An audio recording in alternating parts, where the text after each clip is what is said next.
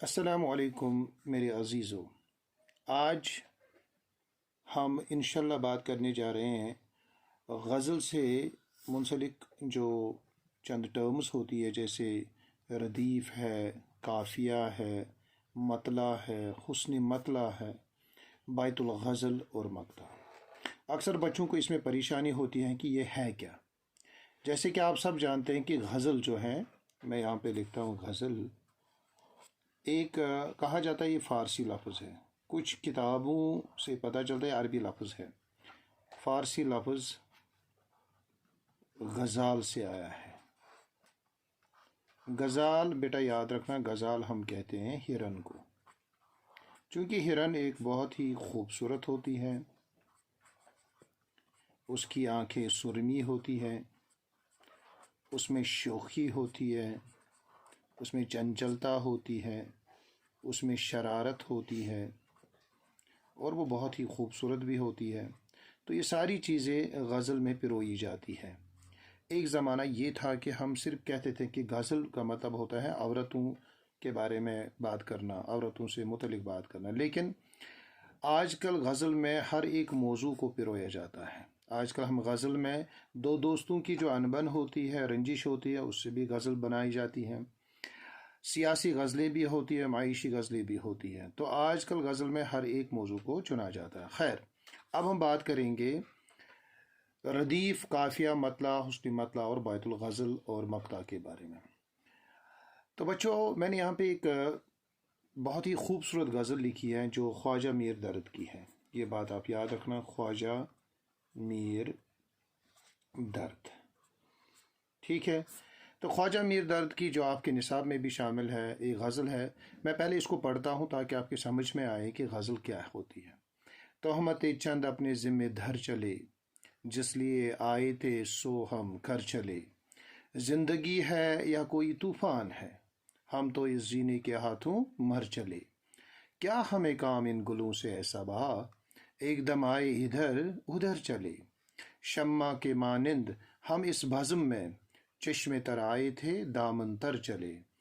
दर्द कुछ मालूम, यहाँ पे आप देख सकते हैं कि दर्द जो है, इसके ऊपर एक निशानी आप देख, इसको हम बोलते हैं अलामत बत। अलामत बत, ये जो शुअरा होते हैं, ये अपने तखल्लुस के ऊपर ये इस्तेमाल करते हैं। दर्द कुछ मालूम है, ये लोग सब किस तरफ से आए थे, किधर चले। चलिए अब हम देखते हैं कि पहले रदीफ क्या होता है। देखो बेटा, रदीफ का मतलब होता है, मैं बाद में डेफिनेशंस भी लिखवाऊंगा। रदीफ का मतलब होता है, ये दो चीज़ें होती हैं, रदीफ और काफिया। रदीफ का मतलब होता है बार बार दोहराए जाने वाले अल्फाज। याद रखना बेटा, रदीफ मैं यहाँ पे लिखता हूँ, रदीफ इसका मतलब होता है बार बार दोहराए जाने वाले अल्फाज। ठीक है बेटा, बार बार दोहराए जाने वाले अल्फाज। अगर हम फारसी की ओर देखें कि रदीफ का मतलब होता है जो पीछे बैठने वाला हो। जैसे एक घुड़सवार होता है, उसके पीछे कोई बैठता है, या स्कूटर पे कोई पीछे बैठेगा, उसको भी हम रदीफ बोलते हैं, यानी पिलियन जिसको आप बोलते हैं।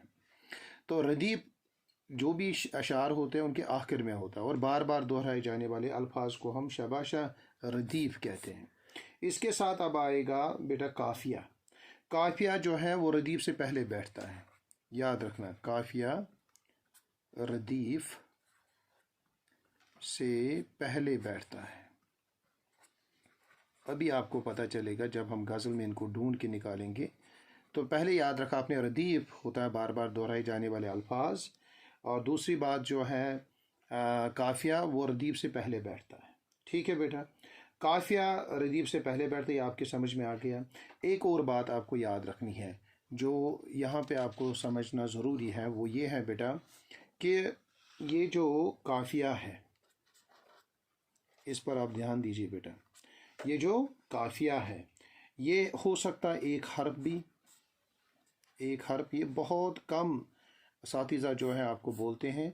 ये काफिया एक हर्फ हो सकता है, या दो हरूफ हो सकते हैं, या तीन हरूफ हो सकते हैं। ये आप याद रखना, ठीक है बेटा। और ये यकसां होते हैं, एक जैसे होते हैं, सिमिलर होते हैं, यकसां होते हैं। जैसे मैं आपको अभी समझाता हूँ, जैसे हमने अभी गज़ल पढ़ी, आप देखिए हमने यहाँ पे क्या पढ़ा, तोहमत चंद अपने ज़िम्मे धर चले, जिसलिए हम आए थे सो हम कर चले, जिंदगी या कोई तूफान है, हम तो इस जीने के हाथों मर चले, क्या हमें काम इन गुलू से सबा, एकदम आए इधर उधर चले, शम्मा के मानिंद हम इस बज़्म में, चश्म तर आए थे दामन तर चले।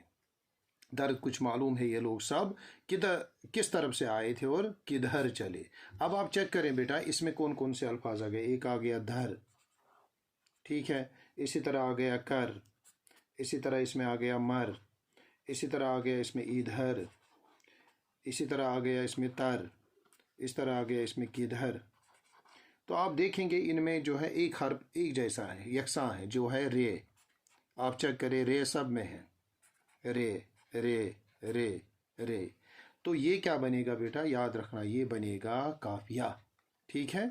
जैसे इस गज़ल की ओर फिर से देखते हैं, तोहमत चंद अपने ज़िम्मे धर चले, जिसलिए हम आए थे सो हम कर चले। यहाँ पे धर और कर, इसमें रे एक जैसा हर्फ है। या इसी तरह मर, इसमें भी रे है। इसी तरह इधर, ये सब जो हैं ये असल में माने देते हैं किस चीज़ का, काफिया, ये यकसा हरूफ होते हैं, ठीक है बेटा। अब हम बात करेंगे, चूंकि रदीफ क्या होता है, रदीफ आपके समझ में आ चुका है। यहाँ पे देखिए, चले चले, ये आखिर में बैठता है ना, चले चले।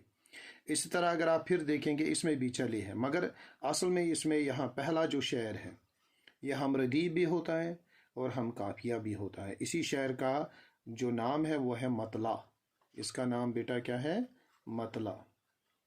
अब हम पहले मतला की बात करते हैं, ठीक है बेटा। मतला क्या होता है, देखिए बेटा, मतला, मतला जो है ना तुलू से आया है। तुलू, तुलू होता है ना शुरू होना, शुरू होना, किसी चीज़ का आगाज होना। जैसे गज़ल का आगाज होता है, जिस शेर से आगाज होता है।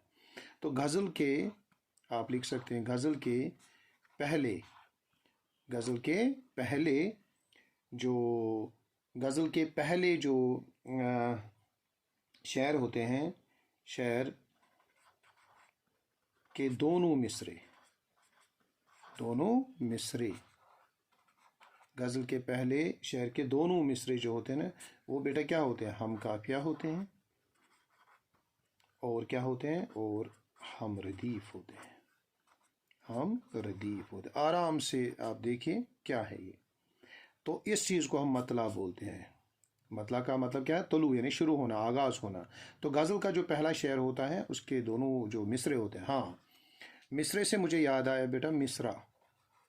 आप देखिए ये दो मिसरे होते हैं पहले हर एक शेर में।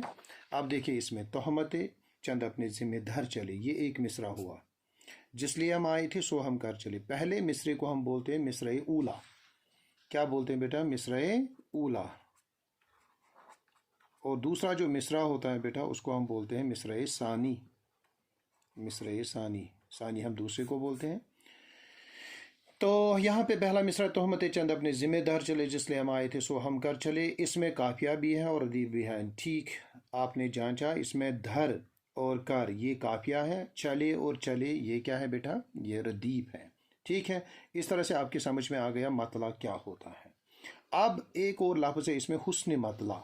अब हम हुस्न मतला की ओर आते हैं और इसको समझने की कोशिश करते हैं। देखिए बेटा, हुस्न मतला क्या होता है, हुस्न मतला, हुस्न आपको पता है खूबसूरती को हम बोलते हैं। यानी पहले हम इसकी डेफिनेशन के तौर पर लिखेंगे, इस किसी भी गज़ल में, किसी गज़ल के अगर दूसरे शेर में, दूसरे शेर में भी रदीफ और काफिया होगा, रदीफ और काफिया होगा,